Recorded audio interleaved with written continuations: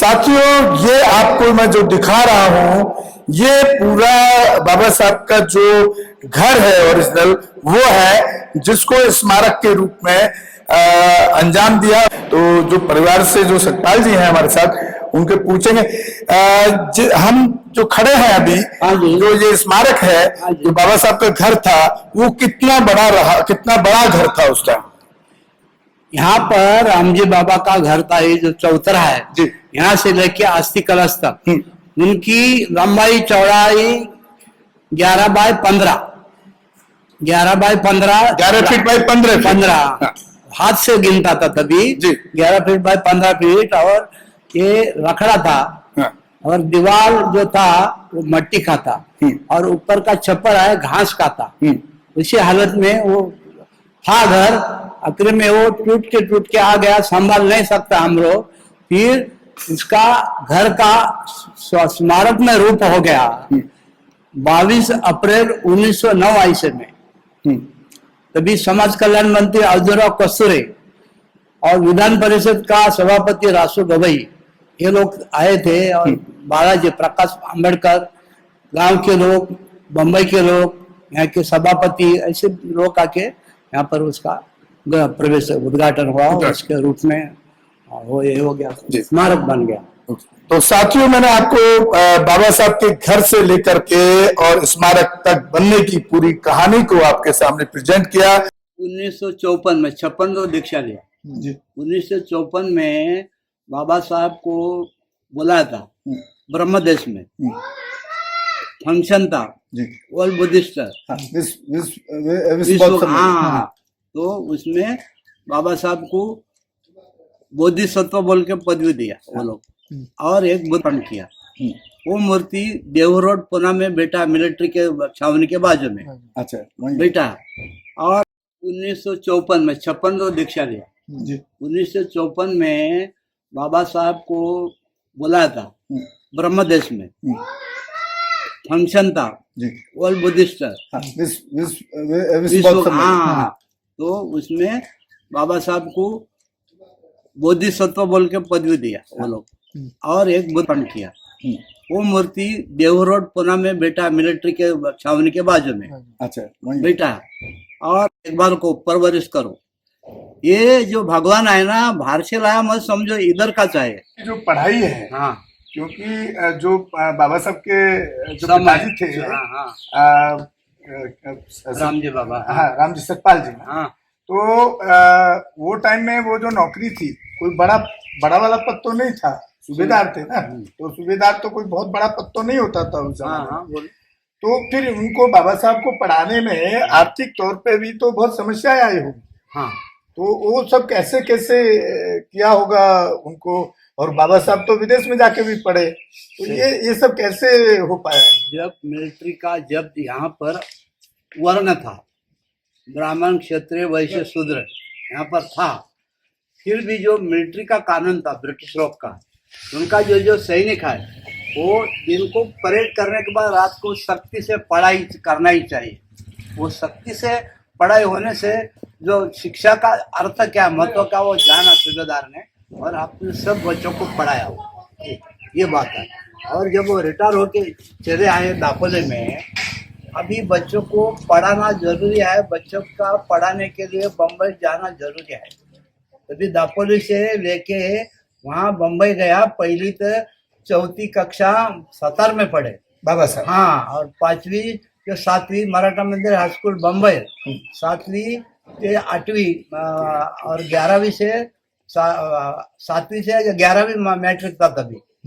वहाँ पर Elphinstone high school में पढ़ाई किया।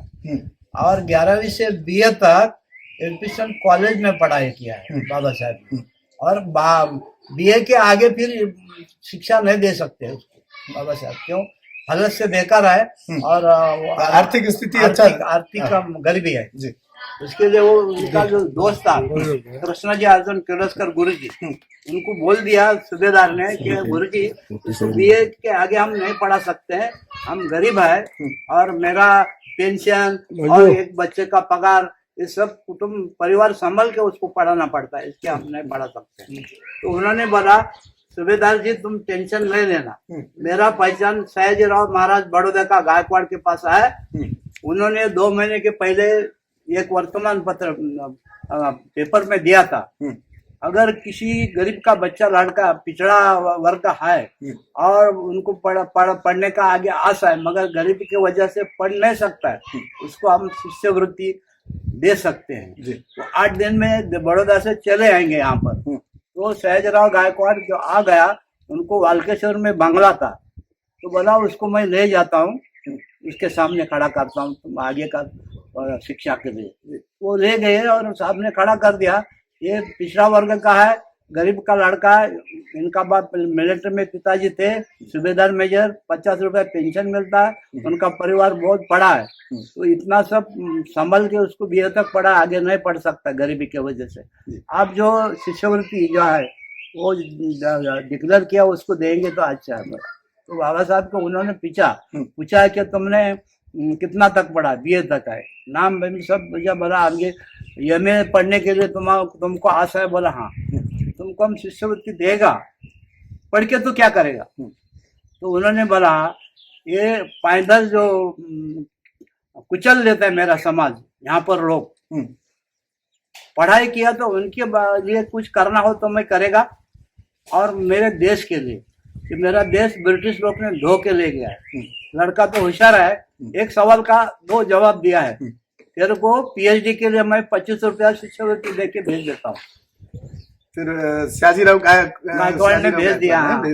मगर जो तुम पढ़ाई करेगा ना, वो नौकरी में पैसा कट हो जाएगा। तो पढ़ने के बाद यहाँ पर बड़ौदा में आके नौकरी करो, समझो 100 रुपया पगार, 50 काटूंगा, 50 तेरे को देगा। ऐसा जो करार हुआ, सिग्नेचर हुआ।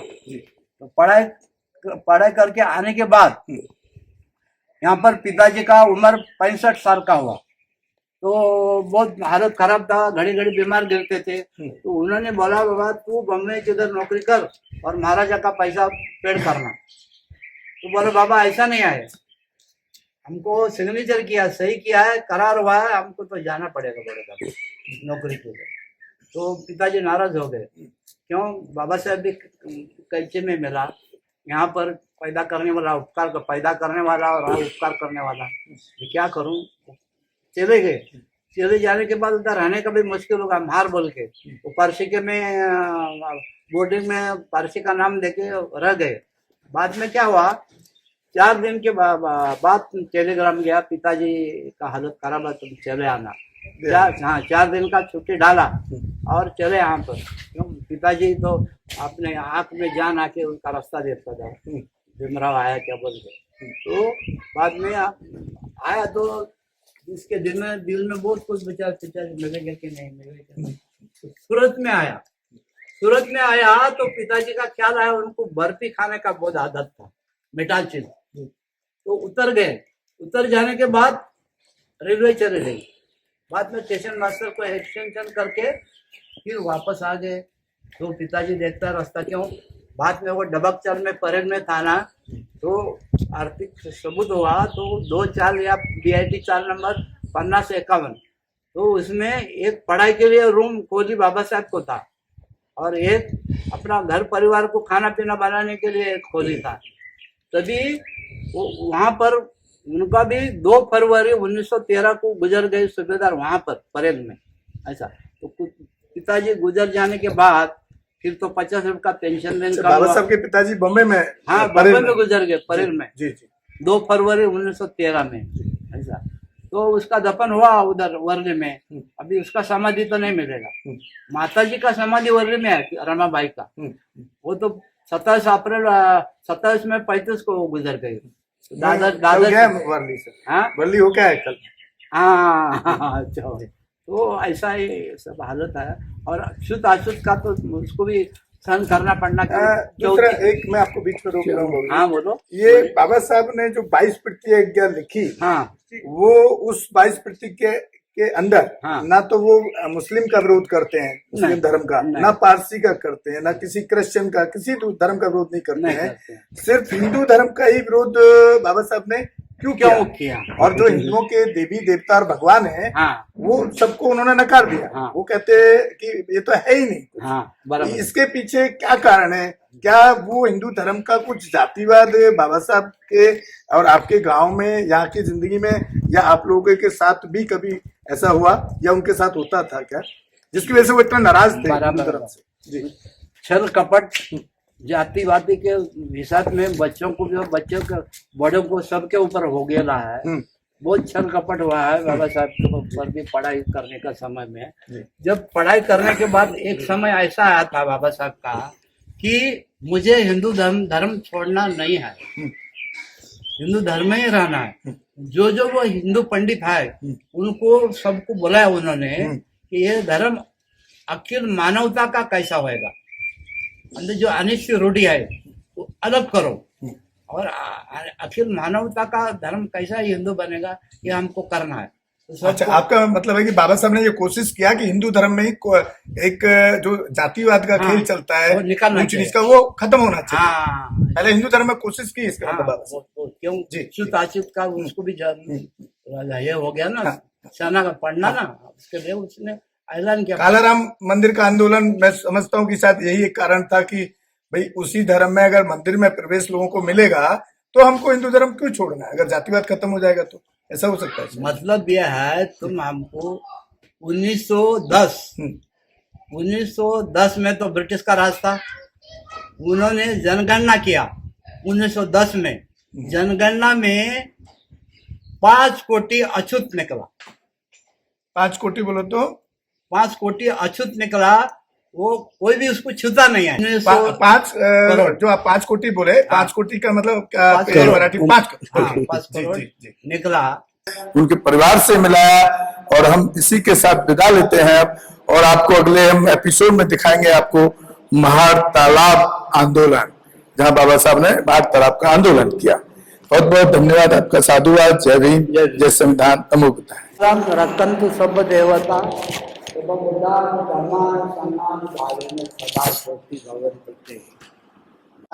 Hello friends, hi everyone, welcome to Rose cinema. Rose cinema पे आपका स्वागत है, जहां आपको देखने को मिलेगा roasting, hosting, action, comedy, suspense, sting, untold story. हमारे चैनल रोज सिनेमा को लाइक, शेयर एंड सब्सक्राइब करना मत भूलिएगा। भूलिएगा।